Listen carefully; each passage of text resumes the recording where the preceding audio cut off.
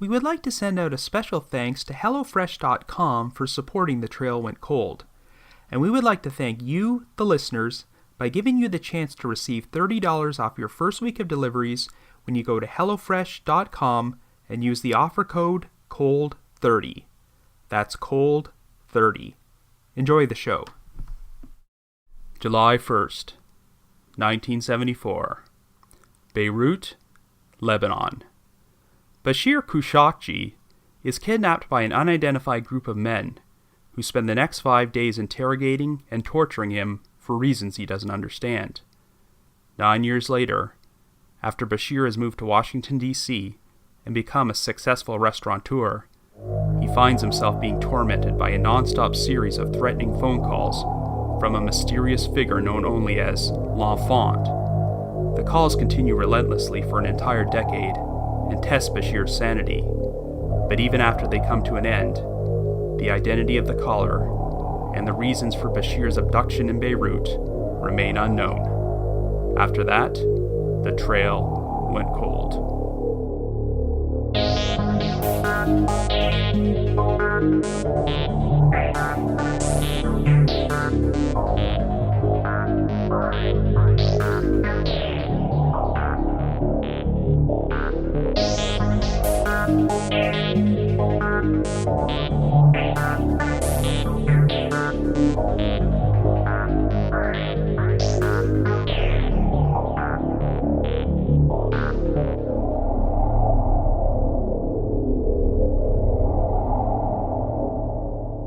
Who's this? What? This time, you'll be killed. Who is this? Curiously, many of the calls appear to have been made by a 10-year-old youngster who was dubbed l'enfant, French for the child.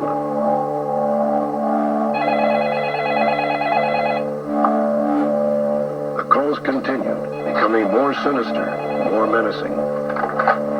Marrakesh?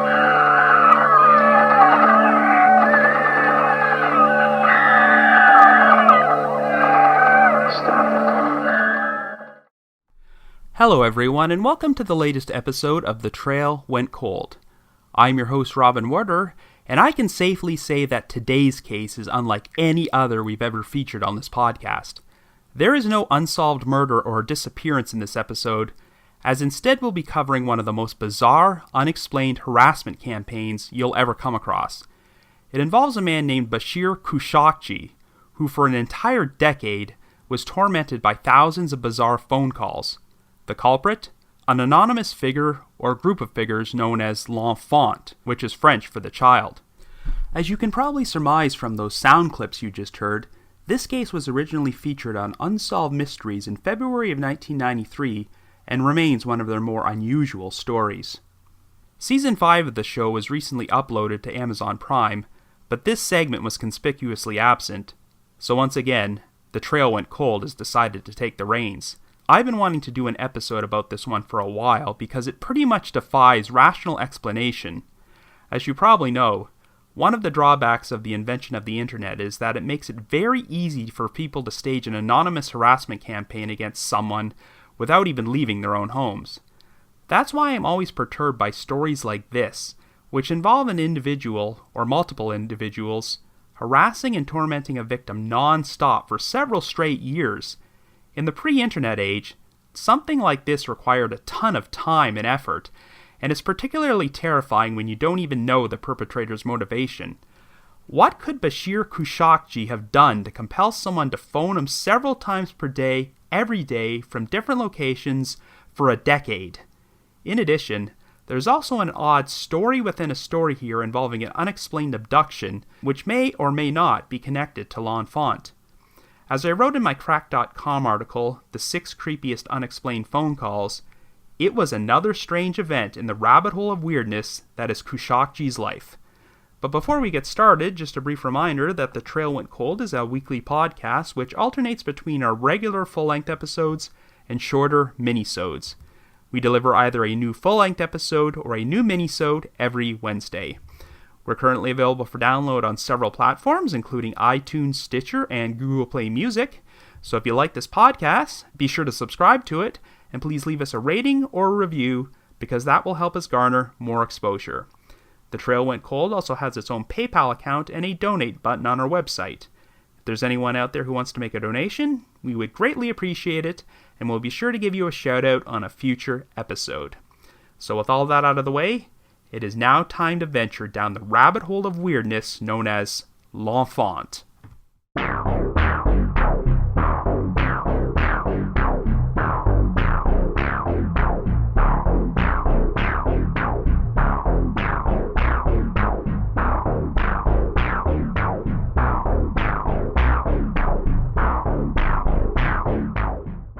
Our story begins in Beirut, Lebanon in 1974. Our central figure is Bashir Kouchacji, an Armenian Catholic who was originally born in Syria before he was raised in Lebanon. During the early 70s, Bashir got married to an American singer named Gail. While Bashir got a job as an entertainment writer, Gail continued her singing career and often performed at the Phoenicia Hotel, which was a well-known gathering place for Middle Eastern diplomats and arms dealers. As a result, Bashir would often be invited to parties alongside his wife and mingle with these people. So we're going to start things off with a bizarre prologue involving an incident which may have some relation to our main story. On the evening of June 30th, Gail agreed to perform at a private party being held by a Saudi princess. Bashir, who was 29 years old at the time, made arrangements to pick her up at 11:30 p.m. and arrived at the location in his Mercedes. He waited around until about 1 a.m., but Gail never showed, so Bashir figured he might have the wrong address and decided to leave. However, right after he turned the corner, his Mercedes was suddenly cut off by a van containing 4 armed men with machine guns, who proceeded to abduct him. They took Bashir to a Palestinian refugee camp, placed him in a dark basement containing nothing more than a light bulb and a blanket, and would proceed to hold him captive. He was soon brought in front of his captors for questioning and accused of being a member of the CIA. Bashir denied this was true, so over the course of the next 5 days, he would be tortured at regular 2-hour intervals. Throughout his ordeal, Bashir would maintain that this must be a case of mistaken identity, but his captors were relentless. After constantly being deprived of sleep for 5 straight days, Bashir started to have terrible hallucinations, and things got so bad that he decided to attempt suicide by breaking a plastic bowl of food he'd been given and using one of the jagged pieces of plastic to slash his wrists. He then used his teeth to tear away at the wound, causing severe bleeding. And believe it or not, when his captors found him, they decided to rush him to a hospital. No, seriously. The doctors were able to save Bashir's life, and while he was recovering, he managed to convince an orderly to contact his mother. She contacted the American embassy, who in turn worked with the Lebanese government to negotiate Bashir's release. But he never did find out the reason why he was kidnapped and tortured. The U.S. State Department theorized that Bashir's abductors were members of the Palestine Liberation Organization, who believed he was an undercover CIA agent. The reason they may have jumped to that conclusion is because Bashir had spent an hour and a half parked inside a Mercedes with Belgian plates in a neighborhood where he looked like he did not belong.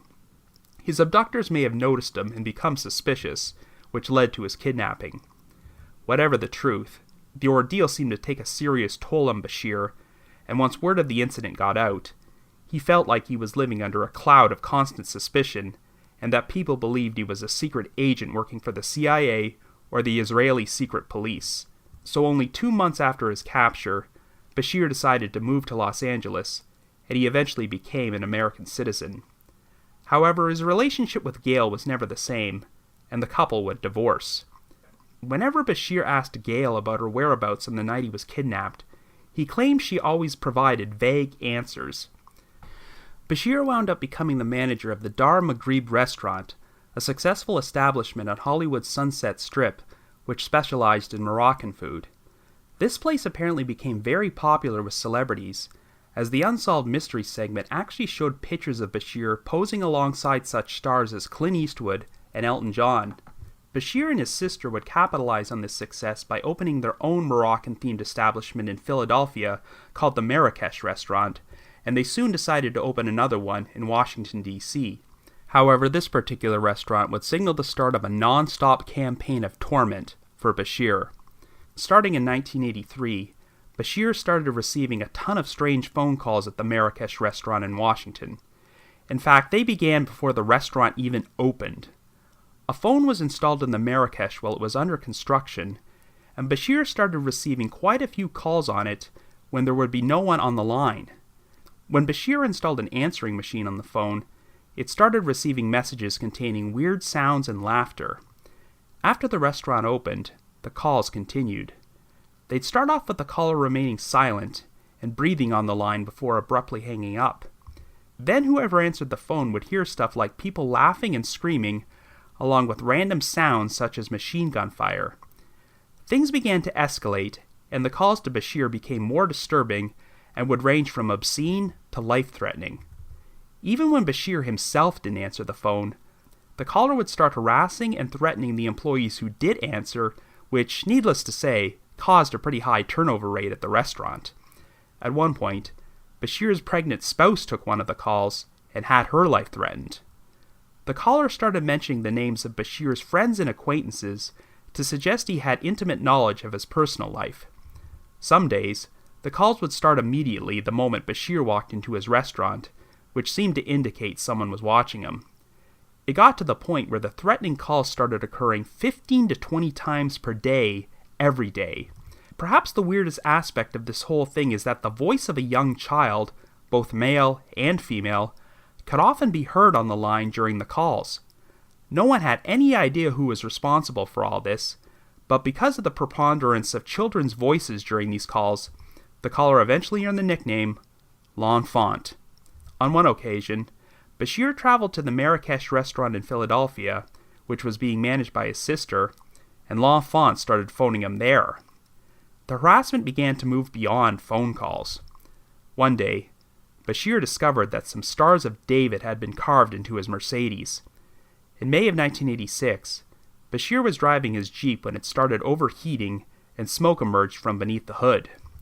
Bashir pulled over, opened the hood, and discovered that someone had tampered with the spark plug wires, which came dangerously close to igniting the gas lines.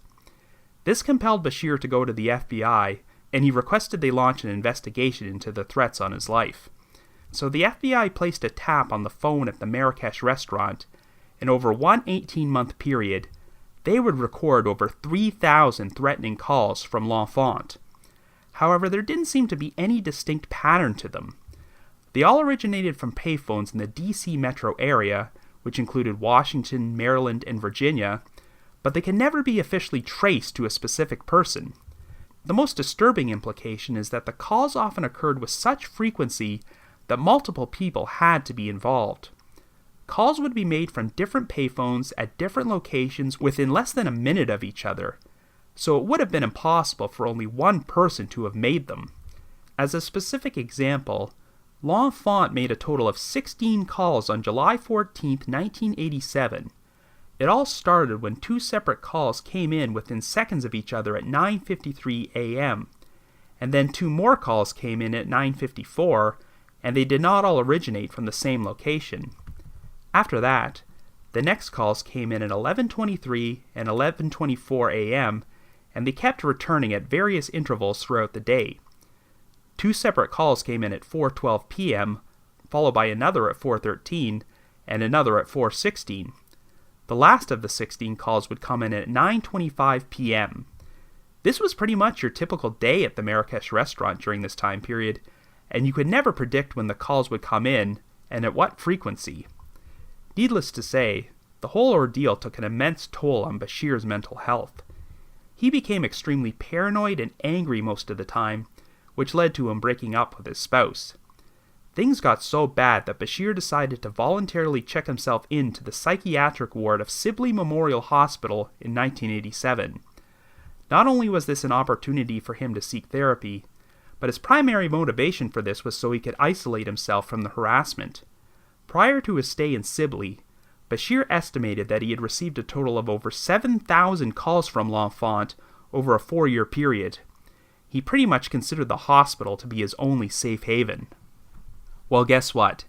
This didn't bring an end to L'Enfant's harassment campaign, and it only got weirder. Even though Bashir was no longer working at the Marrakesh restaurant, The phone calls kept coming in.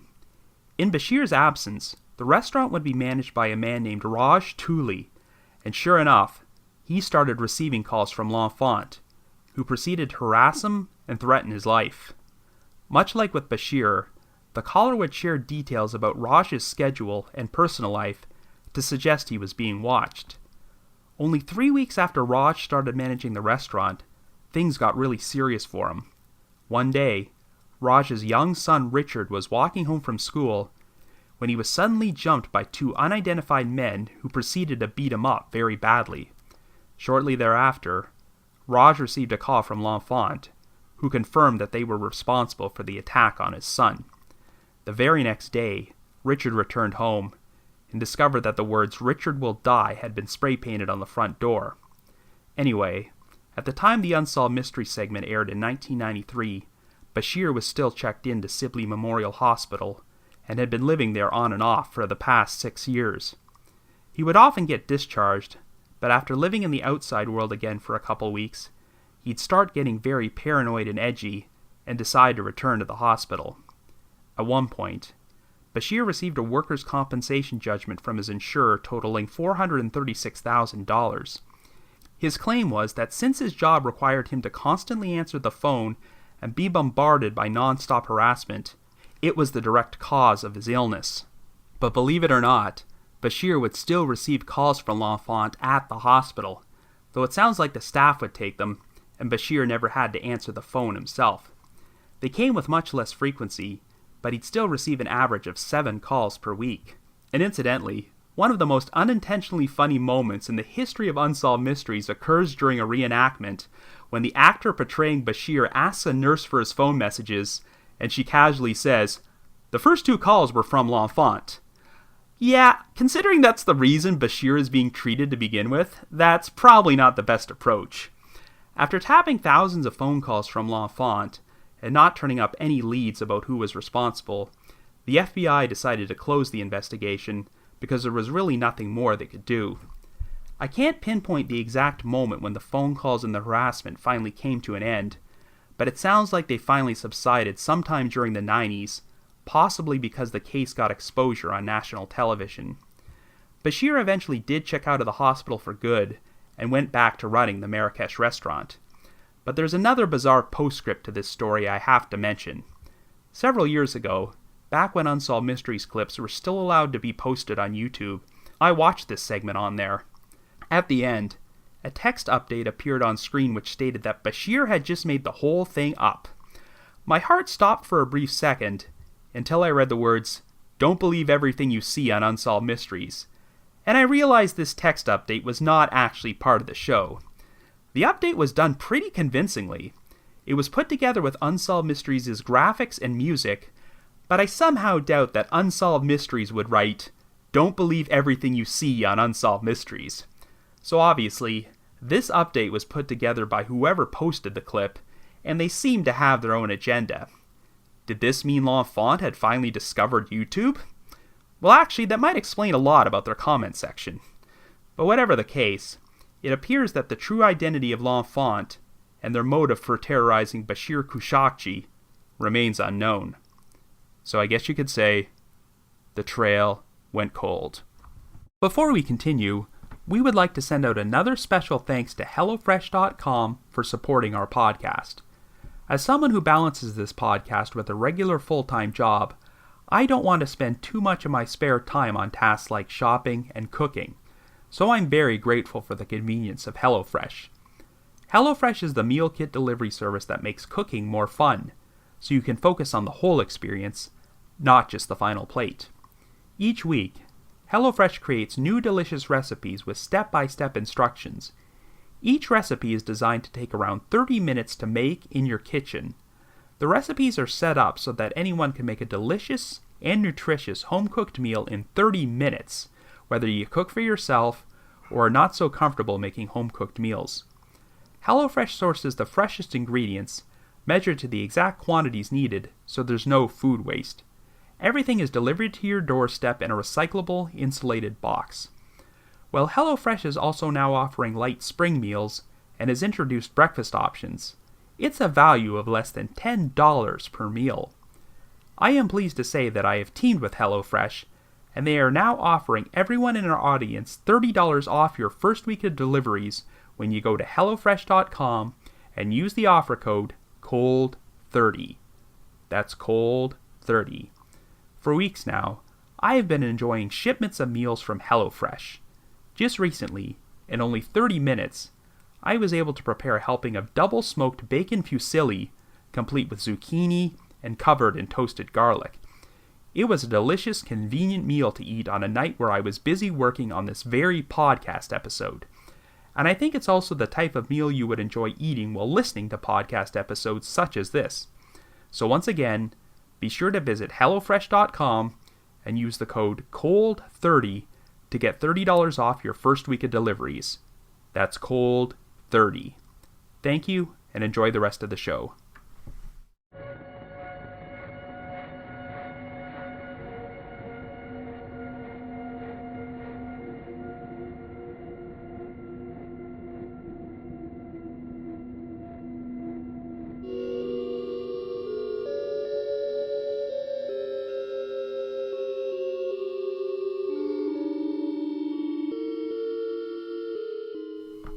So like I said in my intro, this is pretty much unlike any case I've ever featured on The Trail Went Cold.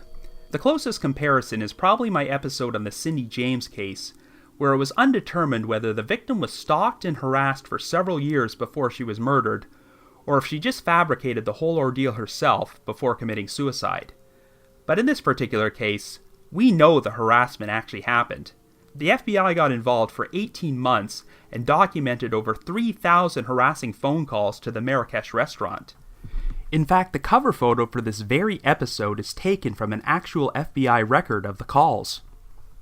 Unless Bashir somehow convinced a bunch of accomplices to phone him thousands of times for the purpose of orchestrating an elaborate hoax, there's concrete evidence that multiple individuals conspired to mercilessly harass him.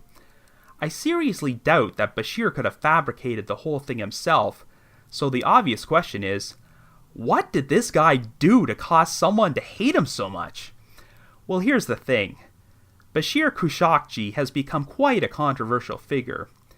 Years after the ordeal with L'Enfant came to an end, Bashir found himself in the news for very unflattering reasons. Back in 1992, while Bashir was still checked into Sibley Memorial Hospital, he started forking over a lot of money to publish ads for the Marrakesh restaurant in the opinion section of both the Washington Post and the Washington Times. He considered the ads to be therapeutic, and they often featured a large USA headline with copy like, "Only the United States can ensure that the New World Order will be truly responsive to the rights and needs of the oppressed." Well, fast forward to July of 2002, when the Washington Post published another article about Bashir Kouchacji, which had nothing to do with L'Enfant. Bashir had paid for an ad in the Post's Outlook section which contained such lines like, "Have Zionists turned Jewish beliefs into a political party in the service of hatred and greed?" The ad said it was sponsored by Marrakesh Enterprises and listed the Washington restaurant's address and phone number, even though by this point, Bashir's family were running the restaurants, and he was no longer involved in their operations. Not only that, but Bashir was now running a website containing extremist socio-political rants filled with anti-Semitism, along with some pretty awful views about women and homosexuals. He claimed that the Jews and the Israeli government were responsible for his kidnapping ordeal in 1974 and his subsequent mental health issues. Well, needless to say, Bashir's ad in the Post caused quite a bit of backlash among Jewish readers, who urged the public to boycott the Marrakesh restaurant. The whole thing was such a PR nightmare that Bashir's family completely distanced themselves from him. Even though Bashir had been paying the Post to run his ads for years, the paper refused to run another ad containing a link to Bashir's extremist website. Anyway, this website was up for years and said some pretty awful things, but it has since been taken down. However, this has led to some interesting debate about whether or not Bashir truly was an innocent victim of mistaken identity when he was kidnapped in Beirut back in 1974, or if he might have done something to seriously piss someone off. Well, I will not defend any of Bashir's views, but I will give him the benefit of the doubt. It's possible he's been an anti-Semitic, misogynist, and homophobic person all along, But it's also possible that his kidnapping ordeal and his extended harassment campaign from L'Enfant just caused him to have a complete mental breakdown.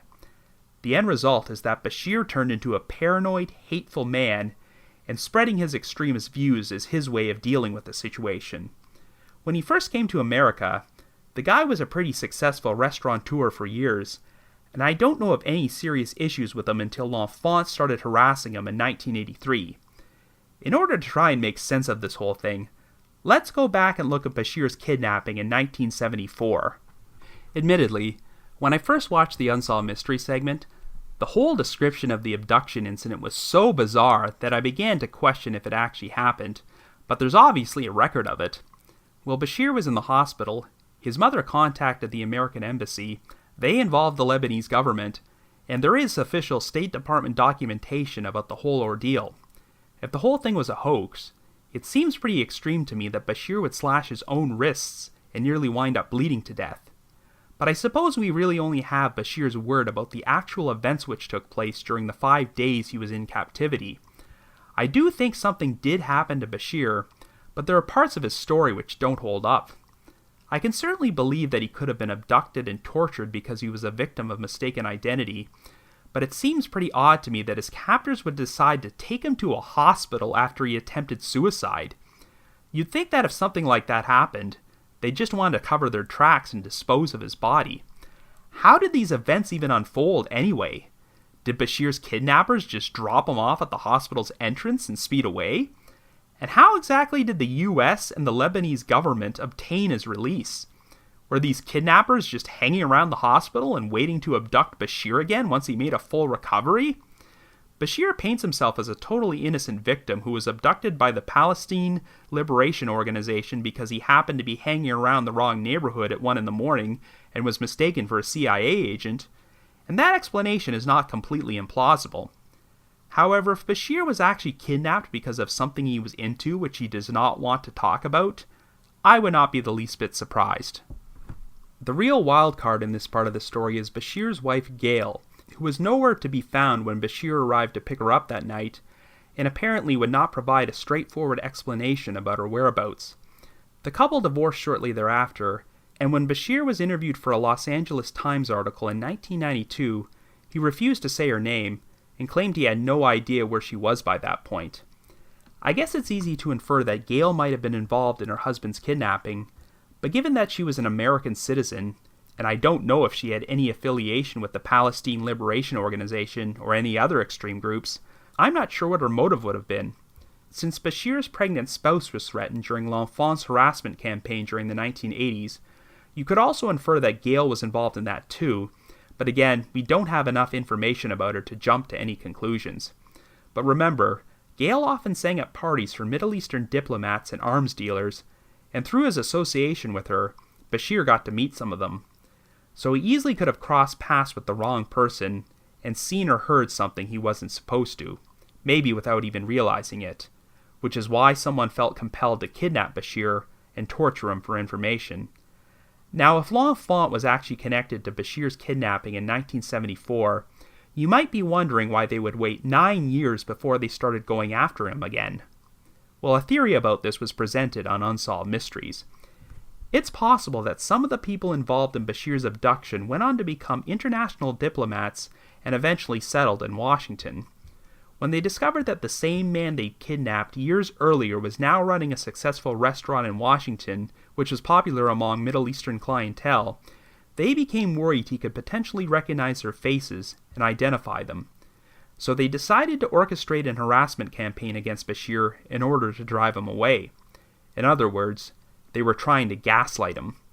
In case you're not familiar with that term, gaslighting is a form of psychological abuse where someone will deliberately manipulate a victim into questioning their own sanity. So maybe this was the diplomats' grand plan to get rid of Bashir. Well, I don't know. This theory seems like a bit of a stretch. What are the chances that Bashir would cross paths with these diplomats in Washington and instantly recognize them as his kidnappers over a decade after the fact? And even if he did, these are international diplomats who have lots of protections from United States laws. They're not going to be arrested for kidnapping on U.S. soil on the word of one guy who claims they abducted him a decade earlier. And if they're really that worried about Bashir, then why not just have him killed or make him disappear? Trying to get rid of Bashir by driving him nuts through an extensive harassment campaign which involves multiple conspirators seems like the most needlessly complicated way to handle the problem, especially since it went on for an entire decade. So I have to think that L'Enfant's motivation was much more deep-seated than a bunch of diplomats trying to hold on to their jobs. But it is true, however, that the harassment against Bashir did not actually start until he arrived in Washington, D.C., and that he'd already been a successful restaurateur in Los Angeles and Philadelphia for years. So I have to think that Washington does have some sort of significance in this story. It's crazy that the calls apparently started immediately after a phone line was installed in the Marrakesh restaurant while it was still under construction and not even open yet. How many people would have even known that phone line's number? I also find it extremely interesting that all the calls seem to go exclusively to the restaurant. As far as I can tell, I'm not sure Bashir actually received calls from L'Enfant at home during this time period, because if the calls were coming into his home, Bashir could just decide not to answer the phone. But when you're running a business where customers are going to be calling you several times per day, you don't really have that luxury. And once the restaurant's number has been made public, changing it is a major pain in the ass, and will cause confusion among the customers, as you couldn't just go online and check the phone number back in the 1980s. I know that Bashir received some threatening calls when he traveled to the Marrakesh restaurant in Philadelphia, which was run by his sister, but as far as I know, L'Enfant never called that restaurant when Bashir wasn't there. As far as the other harassment goes, we know that Stars of David were scratched into Bashir's Mercedes and that someone sabotaged his Jeep, but that particular incident didn't occur until 3 years after the harassment started, so there really doesn't seem to be much rhyme or reason to L'Enfant's methods. Though I would be curious to know if the incident with the Stars of David might have played a role in developing Bashir's anti-Semitic views, or if he always had them, and this was someone's response. So now let's talk about the possible significance of the name L'Enfant. Well, L'Enfant is not just simply French for the child. In 1791, a French-born engineer named Pierre Charles L'Enfant presented George Washington with a project called the L'Enfant Plan, which led to the president commissioning L'Enfant to develop Washington, D.C. Today, there is an entire complex of buildings in Washington called L'Enfant Plaza, and I'd be really curious to know if any of the calls came from payphones near that particular location. Again, because the caller often sounded like a child, that might be the only explanation for the L'Enfant name, but since all this harassment took place in D.C., I'd be curious to know if Pierre Charles L'Enfant's name has any significance to this story. But in case you're wondering, it's highly doubtful that a child was actually making L'Enfant's calls. The LA Times article I referenced earlier concludes with a great quote from one of the restaurant's employees, who states, "This L'Enfant would have grown up by now, but it's the same voice." So it's likely that whoever was making these calls just decided to play recordings of a child's voice, as they were often interspersed with recordings of other sounds, such as machine gun fire. What's funny is that the voice of the child they use during the Unsolved Mysteries reenactments of the calls sounds quite a bit like Gary Coleman. So maybe the caller was using recordings from different Strokes episodes or something. I don't know if there's a reason the callers decided to use recordings of a child's voice, but there's one odd thing I cannot overlook. The only person who was physically attacked during this entire ordeal was a child. Remember, just 3 weeks after Raj Tooley started managing the Marrakesh restaurant in Bashir's absence, a pair of men assaulted his son Richard, and then a threatening message to Richard was written on his front door. I might have been able to write off these incidents as unconnected events if Raj had not received a phone call that L'Enfant was responsible. And that is just so unnerving to me. I really don't know too much about Raj Tooley or his background, but it seems like he didn't do anything except take over the day-to-day operations of a restaurant. Given how quickly this happened after Bashir checked into the hospital, I can't help but wonder if the attack on Richard was intended as a message to Bashir. If you try to hide from us, we will take it out on other people in your life. Maybe they thought the best way to send this message was to attack an innocent child, which is a pretty twisted way of doing things. Part of me wonders if this whole thing was a vendetta against the Marrakesh restaurant, since they kept receiving the threatening phone calls for years after Bashir stopped working there. But what would the motive for that be? Was L'Enfant embittered because the Marrakesh drove someone else out of business or took over a location which they felt belonged to someone else? Was this campaign an elaborate scheme to drive them out of business? Well, if so, it obviously didn't work, since I believe the Marrakesh is still open for business in Washington today. But then again, L'Enfant started phoning Bashir while he was checked into the hospital, and I'm not sure they would have done that if their vendetta was against the restaurant. I'm not sure what to make of the incident where Bashir's Jeep was sabotaged in 1986, as this seems to be the only time his life was actually put in any serious danger. It's been theorized that L'Enfant was a gaslighting experiment designed to drive Bashir insane, but the incident with the Jeep could have killed him if the gas lines had ignited, and it does not seem like killing Bashir was ever part of the master plan. Part of me wonders if maybe there was someone else who had a grudge with Bashir, and they decided to sabotage his Jeep because they just figured the incident would automatically be blamed on L'Enfant. The same logic could be applied to the attack on Raj Tooley's son.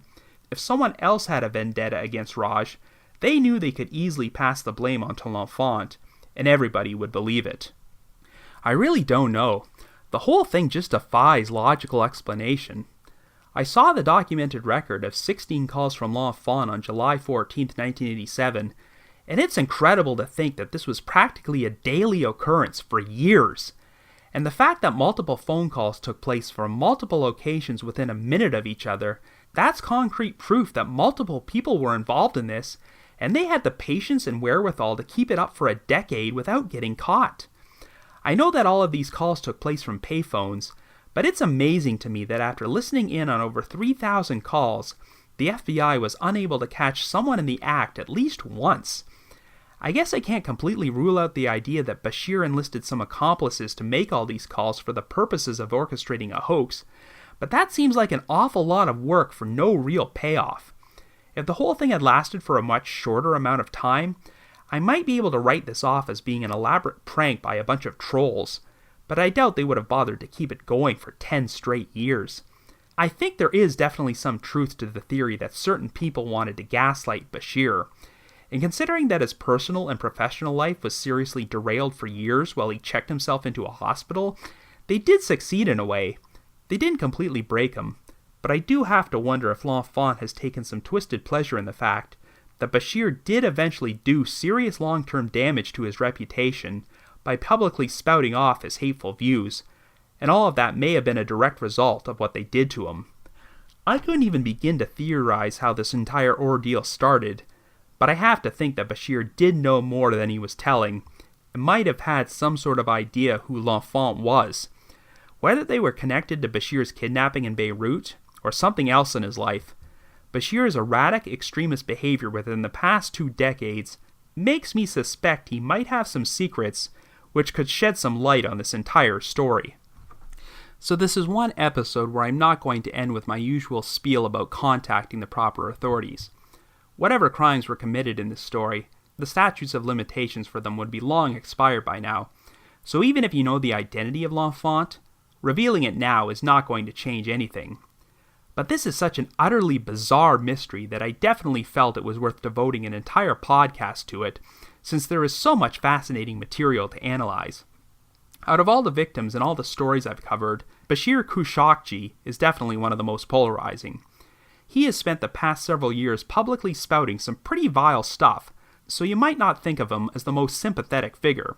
If Bashir has always held these views, or if he did some unsavory things which he has never revealed, then he might have paved the way for his entire ordeal, though that doesn't necessarily mean he deserved it. However, if Bashir was a truly innocent man who did nothing wrong prior to his kidnapping, then he does deserve some sympathy, especially if the experience took a toll on his mental health and helped change his personality for the worst. I'm not sure if we'll ever learn the true identity of L'Enfant, but if there was a list of unsolved mysteries in which I wanted to learn the full story about what actually happened, this would be ranked right near the top. The truth might not change anything in the grand scheme of things, but I'd still love to know. And I would love to hear everyone else's thoughts as well. If you have your own theories about L'Enfant, feel free to leave me a comment or send me an email at robin.warder@icloud.com. That's robin.warder@icloud.com. Need to give another shout out to my supporters out there, especially those from the Unsolved Mysteries message board at the Sitcoms Online forum and the Unresolved Mysteries subreddit. I need to provide my thanks to McGill Foote, who edits and assembles this podcast together for me, and Vince Nitro, who composes the music you hear on every episode. And since we've entered a new month, I need to send out another huge thanks to our listeners who have signed up for recurring monthly donations, and they are Alice, Amber, Brian, Casey, Dawn, Elliot, John, Carrie, Kathleen, Keisha, Kristen, Laura, and Sean. So thank you very much, folks. Your support means the world to us. Remember, you can sign up for recurring monthly donations at our website, or just make a one-time only donation via PayPal. Either way, we're extremely grateful. So have yourself a good week, and join me next Wednesday for a brand new minisode of The Trail Went Cold.